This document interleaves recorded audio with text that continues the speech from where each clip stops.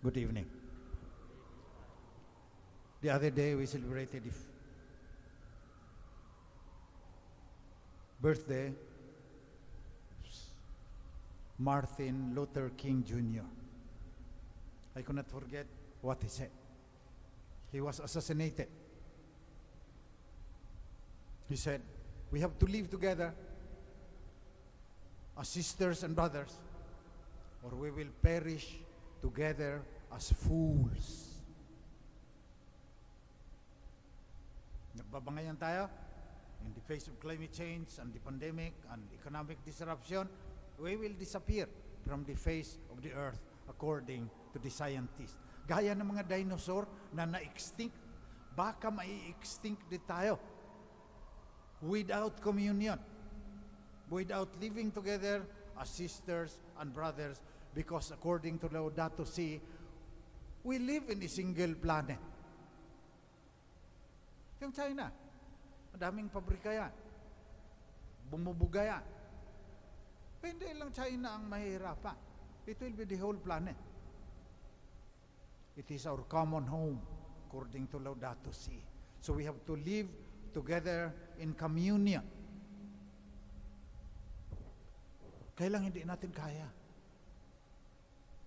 Malapit namang magka-World War III dahil 100,000 Russian soldiers are massed in the border with Ukraine.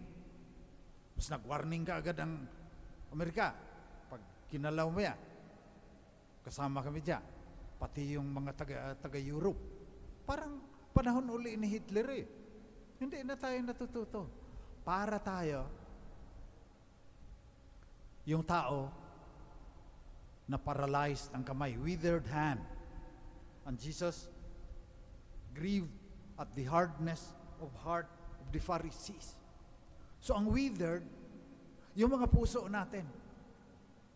Kaya hindi tayo nabubuhay na magkakapatid. Kaunting kibot lang, magigira na kaagad. Grabe pa ang gira ngayon dahil with the megatons of the superpowers, they can destroy this whole planet 100 times. Ang mahal-mahal niyang mga hydrogen bombs at saka neutron bombs, sa halip na pakainin yung mga kapatid nila sa India o kung saan-saan, yung mga biktima ng Odette, gumagawa sila ng pambasag ng bungo ng iba. The world spends $1.3 trillion every year for weapons of war and destruction. 1.3 trillion. Bigyan mo lang ako ng $20 billion. Papaaral ko na lahat yung mga bata sa buong mundo eh. 20 billion lang yan. 1.3 trillion yun. Pagkatapos, the riches are also concentrated in the hands of very few people. 10 people, yun sina Elon Musk, Mark Zuckerberg, Jeff Bezos, 10 people own more riches than the rest of the world together. Kala mo mayaman ka na, yung mga kulang yan kung ihahambing sa yaman nitong 10. At sabi ng Oxfam, itong 10 kumita 1.3 billion every day during the pandemic. Nadadagdagan pa yung kanilang pera. Yung mayaman, yung mga malapit ng mag-trillionaire, lalong hirap yung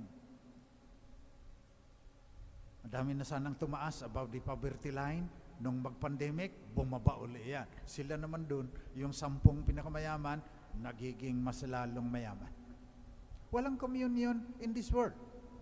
Gigirahan, yung yaman nasa kamay ng ilan lang.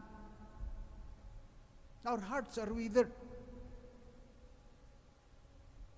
Kailangan marinig natin uli ang Panginoon na magsabing, stretch out your hands. Kayo lahat na nakatira dito sa planet na ako ang gumawa. Pagalingin ko kayo. Dami nating problema. Pero, yung climate change, yung global poverty, yung economic inequality, injustice, kayang-kaya natin yan. Kung kagaya ni David saying that he comes in the name of the Lord, of the God of Israel, we also come in the name of the Lord, the divine word made flesh. Communion.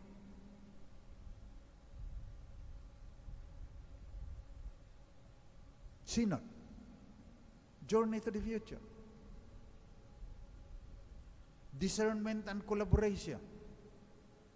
Nilagay ko sana sa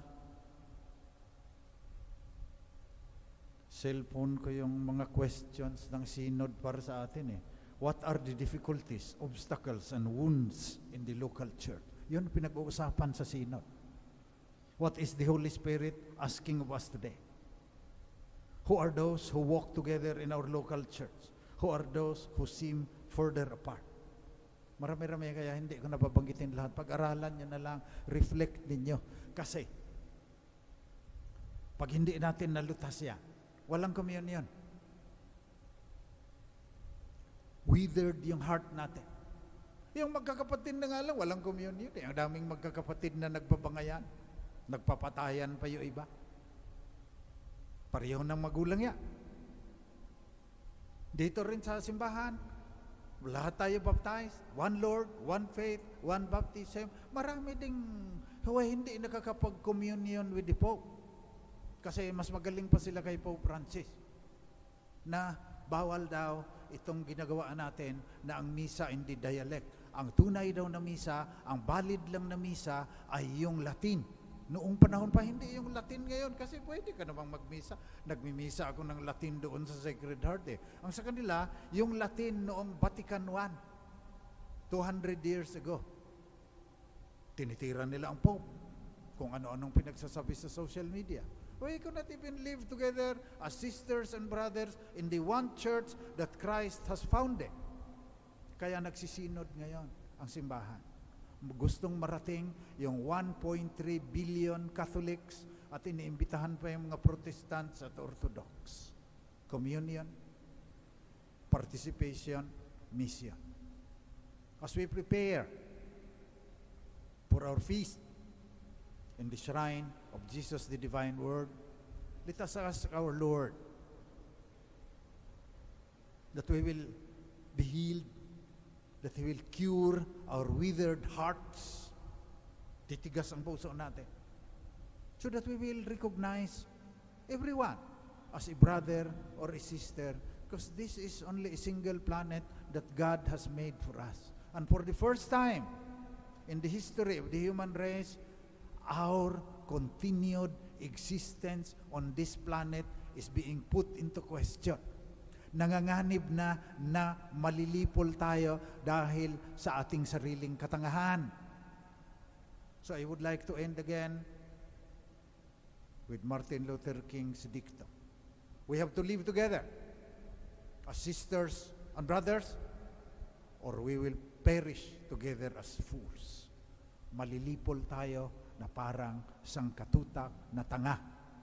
Hindi kinikilala ang katotohanan na magkakapatid tayo sa isang planeta na nilikha ng Diyos sa pamamagitan ng kanyang banal na diwa. In the beginning was the Word, and the Word was with God, and the Word was God. Everything was made through Him, and without Him was made nothing that has been made. All praise to the Divine Word, all praise to God the Father who sent His Word to become a human being like us. Another reason for our communion. He shared our humanity so that our humanity will become divine. Pagkatapos, $1.3 trillion every year para sa mga baril at bomba at mga bapor de gera. Bakit ganyan tayo? Withered hearts. Let us ask the Lord as we prepare for the feast of the Divine Word, for Bible Sunday also, that He will say, stretch out your hand and our withered hearts will be restored, and we will live together as brothers and sisters in Christ.